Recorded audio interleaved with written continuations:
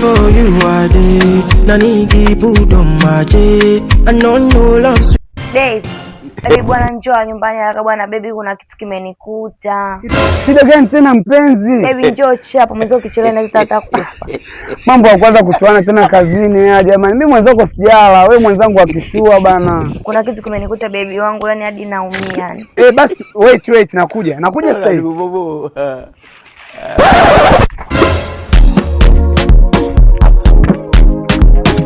Mama leo kazi ipo.